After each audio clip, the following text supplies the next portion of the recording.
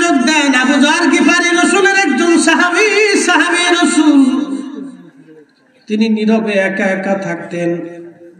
সাহাবীরা এসে বিচার দিয়ে বলল, হুজুর আবু যর গিফারি একা একা থাকে, সাহাবীদের মেলের মধ্যে আসে না। নবীজি আল্লাহ নবী ডাক দিয়ে বলেন, সাহাবীরা রে, আমার আবু যররে একা থাকতে দাও, এই একা একাই থাকবে, একা একাই মারা যাবে, কিন্তু তার জানাজাতে বহু মানুষ আসবে।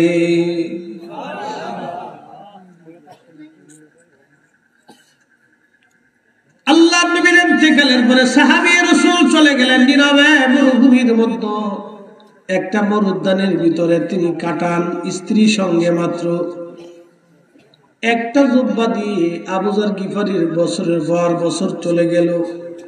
আহা, কোনদিন খাইতেন, কোনদিন না খেয়ে থাকতেন, একটা খেজুর খেয়েও দিন পার হয়ে গেছে। আবু যর গিফারির ইন্তেকালের সময় ঘনায় গেল। তার স্ত্রী বসে বসে কাঁদে আর বলে, স্বামী রে, আপনার খেদমত আমি জীবনে বহু বছর নীরবে মরুদ্যানে মরুভূমির ভিতরে কাটাইলাম। স্বামী গো, আজ আপনি অসুস্থ, মারা যাবেন, আল্লাহর দিদারে চলে যাবেন। স্বামী আমার, আপনি চলে যাওয়ার পরে আপনার কে দাফন করবে, কে কাফন করবে? কাফনের কাপড়ই বা কোথায় আমি পাবো? আমি মহিলা মানুষ, কি করে আপনার কবর খনন করব? কি করে আপনার জানাজা দিব এই মরুভূমির ভিতরে? আমি কি করে মানুষ জোগাড় করবো গো স্বামী? কি আমি করব? আপনি কিছুই বলে গেলেন না।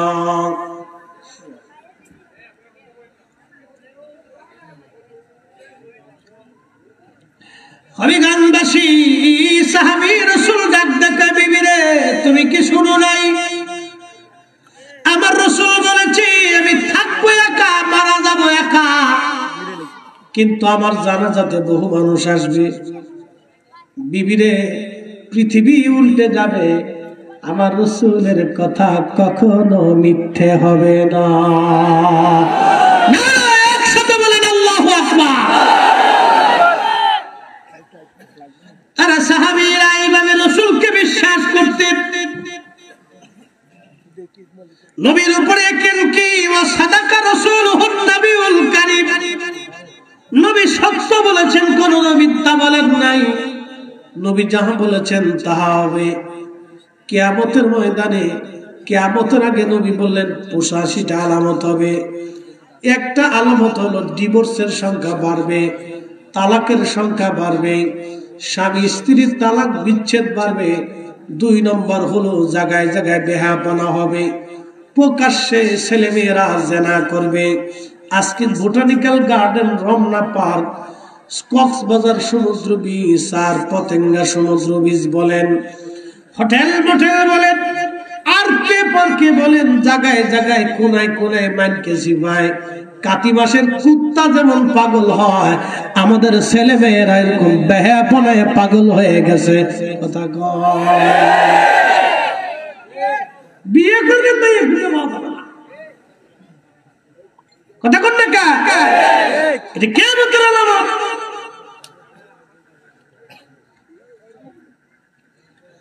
প্রকাশ্যে যুবক যুবতীরা জেনা করবে। মাঝে মধ্যে দেখা যায় মোটর সাইকেলের পিছনে জন্ডিস। আমরা গাড়ি চালাইতে পারি না। আমার ঢাকা থেকে যাত্রাবাড়ি থেকে মাওয়া পর্যন্ত বিশ্ব রোড করে দিয়েছে সরকার, পদ্মা সেতুর লাইন। বাপরে বাপ, ইউরোপের মতো রাস্তা। রাত্রিবেলা বলে পিছনে জন্ডিস, সামনেরটা বেটা না পিছনেরটা বেটা বোঝা যায় না। সামনেরটারও ফ্যান, পিছনেরটারও ফ্যান, কিন্তু মাঝে মাঝে চুল দেখলে বোঝা যায় পিছনেরটা জন্ডিস আর সামনেরটা মন্ডিস। অবস্থা খুব ভয়াবহ। কিয়ামতের আলামত। কথা কন না কা কিয়ামতের আলামত চলতেছে। ইমান রাখার দুষ্কর, ওদের চালা গাড়ি চালান যায় না পদ্মা সেতু রাস্তা।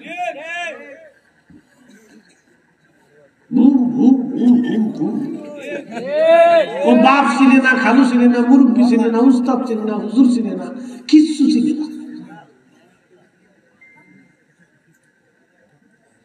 কিয়ামতের আলামত। কিসের আলামত? আহা কি কঠিন হচ্ছে দেখেন। ওই মহিলার পেট থেকে যা বেরোবে ও আসি কিছু, ও পেটের থেকে যা বেরোবে তো আন্ডা ডান্ডা ভাষা। 2 নম্বর প্রোডাক্ট। প্রোডাক্ট কিন্তু 1 নম্বর না, মাল 2 নম্বর। আমি ঠিক বললেও ঠিক, না ঠিক বললেও ঠিক। আমি যেটা বলছি এটাই ঠিক। তালাশ করে দেখেন 2 নম্বর মাল। Made in India, Singapore, China, হ্যাঁ মেড ইন চায়না। যা বেশি দিন যায় না। ওয়ান টাইম ফরার সাথেই শেষ, ওটা আর খুঁজে পাওয়া যাবে না। কিয়ামতের আলামত। যারা বলেন কিসের আলামত? আমার রাসূলের কথা মিথ্যা হবে? কথা বলেন মিথ্যা হবে? সব কয়টাই সত্য, ঠিক কিনা? জীবনে মিথ্যা বলেন, যাহা বলেছেন সত্য বলেছেন। হবিগঞ্জবাসী মনোযোগ দিয়ে শুনিয়া যান। আহা নবী সাহাবী ডাক দেখে, বিবি রে তুমি কি শোনো নাই? রাসূল বলেছেন, আল্লাহর নবী বলেছেন, আমি একা একা থাকবো, নীরবে নিবৃত্তি থাকবো, আমি মারা যাবো একা, কিন্তু আমার জানা যায় বহু মানুষ আসবে। বিবি রে আমার রাসূলের কথা মিথ্যা হবে না। তুমি টিলার উপরে যায় দেখো কোন কাফেলা আমার দিকে আসেনি আজ, যদি আসে তাহলে বুঝবো আমার সময় শেষ। স্ত্রী দৌড়ায় চলে যে টিলার উপরে তাকায় দেখলেন বহু দূরে একটা কাফেলা ধেয়ে ধেয়ে আসে। স্ত্রী ডাক দিয়ে বলেন, স্বামী কথা তো ঠিক, দূর থেকে একটা কাফেলা মনে হয় আসে, দূর থেকে মনে হয় একটা কাফেলা আসতেছে, দূর থেকে মনে হয় একটা কাফেলা আসতেছে, দূর থেকে মনে হয় একটা কাফেলা আসে। স্ত্রী ডাক দিয়ে বলতেছে, স্বামী মনে হয় কাফেলা দেখা যায়। বলে বিবি রে তাহলে শুনে রাখো আমার সময় শেষ, আর সময় আমার পাওয়া যাবে না। আবু যর গিফারী রাদিয়াল্লাহু আনহু ইন্তেকাল করলেন। আহা ওই কাফেলার যিনি সাইয়্যিদ ছিলেন, প্রধান, তার নাম হযরত আব্দুল্লাহ ইবনে মাসউদ রাদিয়াল্লাহু আনহু। নবীর সমস্ত মুফতি সাহাবীদের মধ্যে শ্রেষ্ঠ মুফতি সাহাবী ছিলেন আব্দুল্লাহ ইবনে মাসউদ, যিনি ফতোয়া দিলে আর কোন সাহাবী ফতোয়া দিতেন না। এত বড় মুফতি ছিলেন, আল্লাহ নবীর পরে সবচেয়ে বড় মুফতি ছিলেন, গ্রান্ড মুফতি। গ্রান্ড মুফতি ছিলেন আব্দুল্লাহ ইবনে মাসউদ, কিন্তু প্রথম জীবনে ছাগল চড়াইতেন। একসাথে বলবেন আল্লাহু আকবার। প্রথম জীবনে কি চড়াইতেন? ছাগল। ইমাম মাহদিও ছাগল চড়াতেন। বলতেছি হযরত আব্দুল্লাহ ইবনে মাসউদ ছাগল চড়াইতেন প্রথম জীবনে। তো ছাগলের পাল নিয়ে তিনি পাল চড়াচ্ছেন মরুভূমিতে। আবু বকর সিদ্দিক রাদিয়াল্লাহু আনহু এবং আমার নবীজি দুইজন মরুভূমির ভিতর দিয়ে হেঁটে হেঁটে ক্লান্ত, পানি তৃষ্ণা লেগে গেল। নবীজি বলেন, আবু বকর পানি যদি একটু হতো ভালোই হতো। বলে হুজুর এখন তো ধুধু মরুভূমি, এখানে কোথায় পানি পাবে ইয়া রাসূলুল্লাহ? বলে দেখো তো কোন ছাগলের রাখাল দেখা যায় কিনা, কারণ ছাগল বা দুধ উট দুম্বা হলে দুধ দহন করে দুধ খেয়ে অন্তত তৃষ্ণা নিবারণ করতে পারবো। আব্দুল্লাহ ইবনে মাসউদ তখন ছাগল চড়াচ্ছিলেন, দেখলেন দূর থেকে দেখা যায় একটা ছাগলের পাল। আল্লাহর নবী এবং আবু বকর দুইজন পায়ে হেঁটে হেঁটে হেঁটে হেঁটে আসলেন। আসার পরে দেখতেছে একটা বালক ছাগল চড়ায়। ডাক দিলেন, বালক তোমার নাম কি? বলে আমার নাম আব্দুল্লাহ। আল্লাহর নবী নামটা শুনে খুশি হয়ে গেলেন, আব্দুল্লাহ তুমি ছেলে মানুষ, আমার একটু দুধ দিবা, তোমার ছাগল থেকে দুধ দহন করে একটু দুধ দাও। আমি তৃষ্ণার্ত, পানি খাওয়া লাগবে।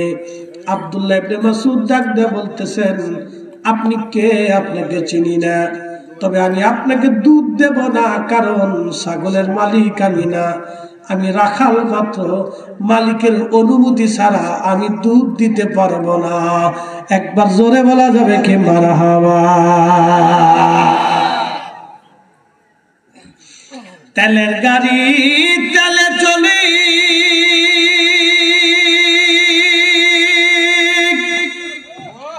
হাওয়ার গাড়ি হাওয়ায় উড়ে, বিনা তেলে চালাই গাড়ি নবী সুলাইমান। আমরা সেই মুসলমান, আমরা সেই মুসলমান। মসজিদের জুতা ভালো জোড়া পালেও চুরি করি,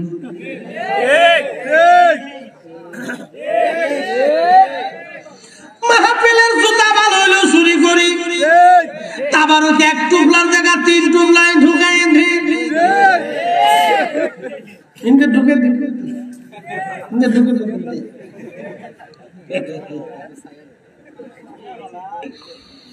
যে মসজিদে জুতা চুরি করে ওরা যদি আপনি অর্থমন্ত্রী বানান, শেষ। কথা বল না কেন, কি হবে? শেষ। স্বাধীনতার পর থেকে এই পর্যন্ত বাক্স খালি। কি কথা বল না কেন? যেই লঙ্কা যায় সেই রাবণ হয়ে যায়। ঠিক আছে, বলেন কে? জোরে বলে।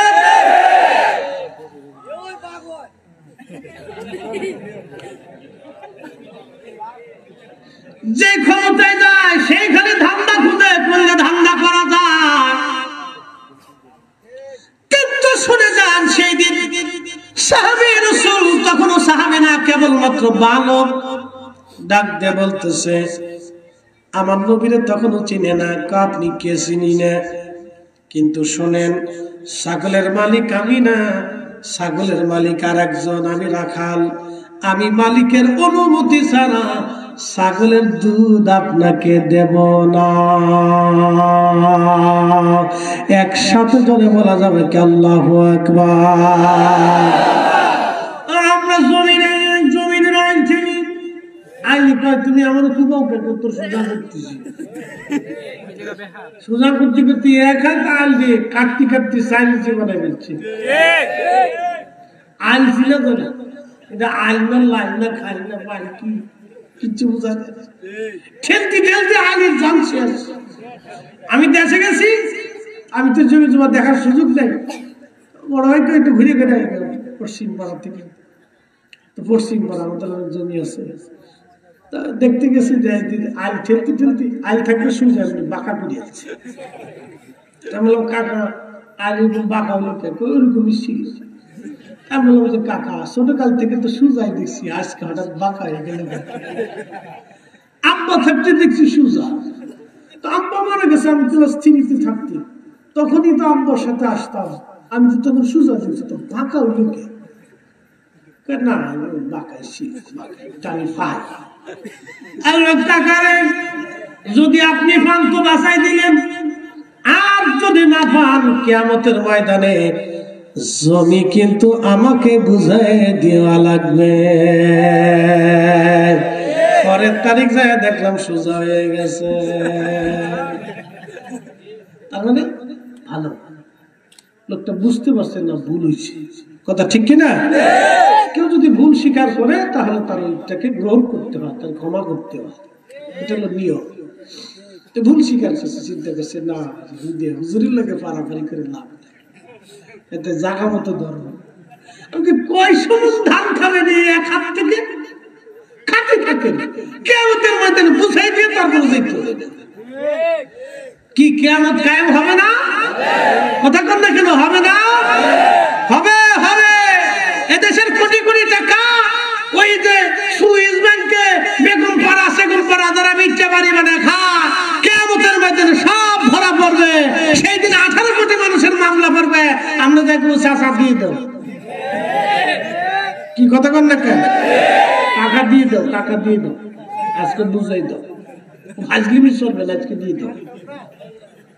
সেদিন আমরা না পাওয়া পর্যন্ত ছাড়ব কাউকে ছাড়তেছি। ও পাকিস্তানের আগেও না, পাকিস্তানের পরে, এখন না, আগামী দিনে। প্রিয় উপস্থিতি, খুব মনোযোগ দিয়ে হযরতে আবু যর গিফারি রাদিয়াল্লাহু হযরত আব্দুল্লাহ ইবনে মাসউদ ডাক দেখায়, আমি দুধ দেব না। নবীজি বললেন, আব্দুল্লাহ রে, খুবই সুন্দর কথা, মালিকের অনুমতি ছাড়া তুমি দুধ দেবে না, এটা তো সুন্দর কথা। তাহলে একটা কাজ করো, যে ছাগলের দুধ দেয় ওই ছাগলের দুধ দহন করার দরকার নাই। যে ছাগলের বাচ্চা হয় নাই, এখনো দুধ হয় নাই, উলানি হয় নাই, ওই ছাগলটা আনো, আমি দুধ দোয়াই নেই।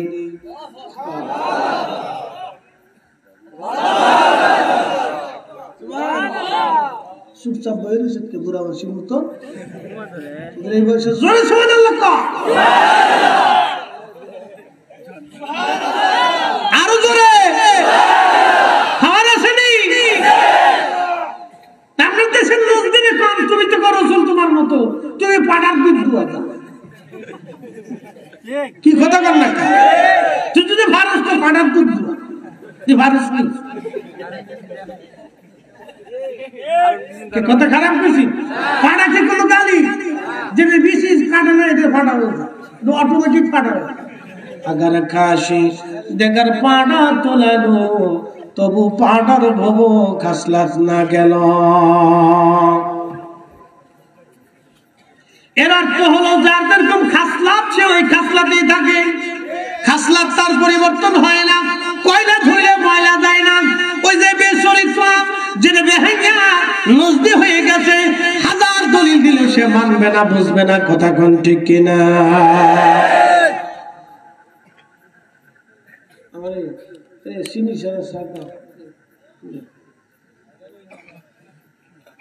দাম বাড়ার পরে তেমনি যা চিনি খাবো না, যা খাই।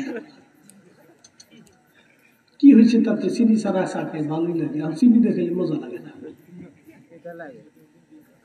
ডায়াবেটিস নেই, আজকে টেস্ট করিয়েছি হবিগঞ্জ থেকে, 5.5 না 6, তোমরা ডায়াবেটিস নেই। হাজে যাওয়ার আগে মাপছি, তাও 5 পয়েন্ট। আমাদের ডাক্তার, ইসলাম ডাক্তার একদিন মাপছে 16 পয়েন্ট।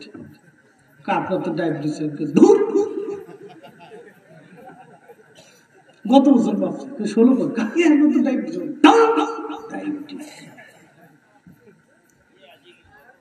গেছে গেছে গেছে। শুনে যাবেন ভালো করে, আল্লাহ নবী ডাকতে বলতেছেন, তোমরা যে ছাগলের দুধ হয় না, ওই ছাগলটা তুমি আমার কাছে আনো, আমি নিজে দুধ দহন করে দিব। আব্দুল্লাহ ইবনে মাসউদ বলতে যায়, কয় কি দুধ হয় না, কেমনে দুধ দহন করবে? বাচ্চাই হয় না ছাগলের কাছে, ছাগলের ওলানি আসে না, কেমনে দুধ হবে? বলে, আব্দুল্লাহ রে, তুমি ছাগলটা আনো। আবু বকরকে বলেন, আবু বকর একটা পেয়ালা নিয়ে আসো। হযরত আবু বকর খোলস আর একটা পাথর নিয়ে আসলেন। যে পাথরের মধ্যে খোলস আছে, পাথর নিয়ে এসে এটা সুন্দর করে মুছে ধুলাবালি ফেলে পরিষ্কার করে হযরত আব্দুল্লাহ ছাগলের নিচে ধরলেন। আব্দুল্লাহ ইবনে মাসউদ চিন্তা করলেন, ছাগল তো দিব, বেশি বয়সালা দেওয়া যাবে না, একবারে ছোট যেটা ছাও এটা ধরে নিয়ে আইছে, আইনা আল্লাহ নবীর সামনে দিছে। দেওয়ার পরে আল্লাহ রাসূল বরকতের হাত যখন উলানে হাত মারছে, তখনই উলান ছেড়ে দিছে। আহার জোরে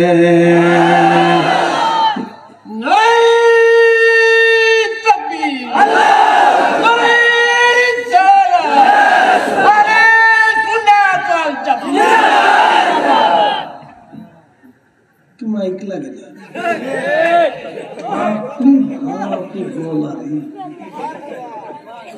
এরকম যদি 500 লোকে এক লোকে শিক্ষা দেয়, সামনে মাঠ ফাঁকা, ক্লিয়ার? কি কথা কেন? শয়তান পর্যন্ত দলে বাপরে বাপ ওমরের দলে আল্লাহ গলার আরো বরকত দিয়ে দিক বলেন হযরত আব্দুল্লাহ ইবনে মাসউদ রাদিয়াল্লাহু আনহু দেখে নবীজি হাত মুবারক দিলেন উলান ছেড়ে দিয়েছে আল্লাহর নবী দুধ দহন শুরু করে দিয়েছে বিসমিল্লাহ বলে টান দিয়েছে দুধ একবারে দহন করতে করতে করতে করতে পাথরের খলস ভরে গেল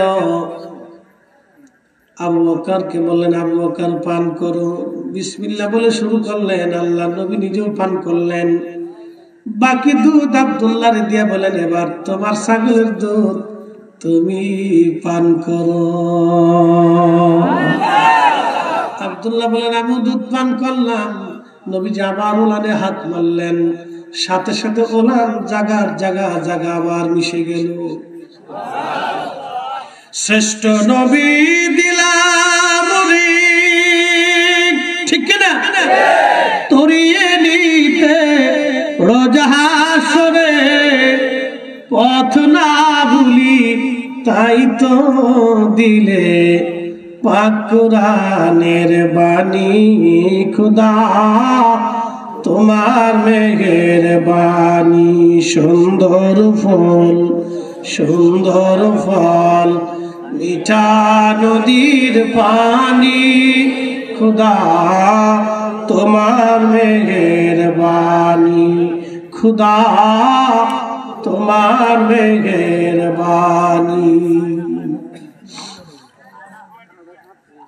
সে আব্দুল্লাহ পরে কালেমা পড়লেন এই মুজিজা দেখার পরে তার হৃদয় উথাল পাতাল হয়ে গেল হায় হায় দেখলাম কি লোকটাকে পরে সে আব্দুল্লাহ কালেমা পড়লেন শুধু আব্দুল্লাহ থাকেন নাই এই উম্মতের শ্রেষ্ঠ মুফতি হয়েছিলেন আব্দুল্লাহ ইবনে মাসউদ তিনার ছাত্রের নাম হযরত ইমাম ইব্রাহিম নখী তিনার ছাত্রের নাম আমাদের মাযহাবের ইমামুল আযম আবু হানিফা রাহমাতুল্লাহি আলাইহি তিনার উস্তাদ ইব্রাহিম নখী তিনার উস্তাদ হযরত আব্দুল্লাহ ইবনে মাসউদ তিনার উস্তাদ রাহমাতুল লিল আলামিন তিনার উস্তাদ রব্বুল আলামিন আর সেই ইমাম আবু হানিফা তিনি বলেছেন তারাবির নামাজ 8 রাকাত আর আমার দেশে ওরা কারা তারাবি বানাইছে সেই ইমাম আবু হানিফা তিনি বলেন তারাবি 20 রাকাত আমার দেশে ওরা কারা যারা তারাবি বানাইলো 8 রাকাত তার মানে ওরাই হলো আফজাল সালাত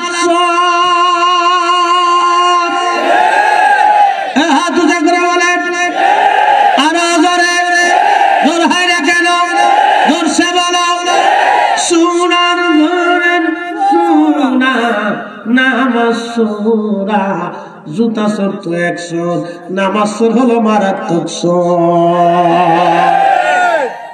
সাচ্চে মুসলমান ওরা নামে মুসলমান ইমানদারের ইমান নিয়ে করছে যারা খেলা ওরাই তো আসলে এজিদেরই চেলা ওরা আমার ভাই এজিদ রহমাতুল্লাহ আলাইহি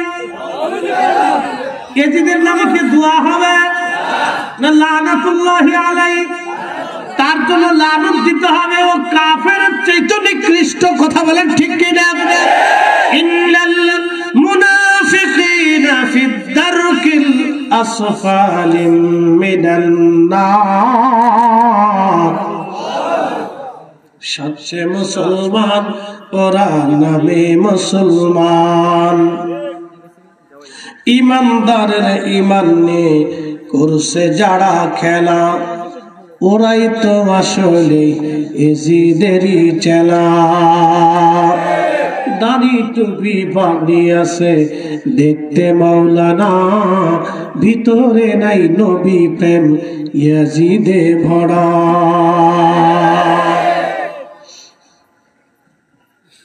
আমি গানবাসী মনোযোগ দিয়ে শুনিয়া যাবে হযরত আব্দুল্লাহ ইবনে মাসউদ তিনি বিরাট একটা কাফেলা নিয়ে রাস্তা দিয়ে যাওয়ার সময় তিনি আবু যর গিফারির খবর পাইলেন কাছে গেলেন তিনি ইন্তেকাল হয়েছেন তিনি গোসল করাইলেন, কাফন দাফন পড়াইয়া আরো অনেক সাহাবী এবং তাবি সহ তিনি ওইখানে কবর খনন করলেন। হযরত আবু যর গিফারি রাদিয়াল্লাহু আনহুর কবর দিলেন, জানাজা হলো। নবী বলেছিলেন, আবু যর একা একা থাকবা, একা একা মারা যাবা, কিন্তু তোমার জানাজাতে বহু মানুষ আসবে। সে আবু যর দুনিয়া বিরাগী মুজাহাদা করেছিলেন, তিনি জাহিদ ছিলেন। পৃথিবীর সমস্ত বড় বড় ওলি জাহিদ ওলি যারা ছিলেন তারা সবাই কিয়ামতের ময়দানে আবু যর গিফারি রাদিয়াল্লাহু আনহুর পিছনে দাঁড়াবে, তার সাথে তাদের হাসর নাসর একসঙ্গে হবে। দুনিয়ার যত বীর মুজাহিদ যোদ্ধা, বীর বীরের যোদ্ধা যারা ছিল, কালেমার জন্য যারা জিহাদ করেছে, লড়াই করেছে, শহীদ হয়েছে, আল্লাহু আকবার, কিয়ামতের ময়দানে তারা হযরত আলী রাদিয়াল্লাহু আনহুর সঙ্গে তাদের হাসর নাসর হয়ে যাবে। একসাথে জোরে বলা যাবে কি মারহাবা। আল্লাহুম্মা সাল্লি আলা সাইয়্যিদিনা মাওলানা মুহাম্মদ ওয়া আলা আলি সাইয়্যিদিনা মাওলানা মুহাম্মদ। তুমি আল্লাহর প্যারা হাবিব, তোমার তুলনা নাই কেউ।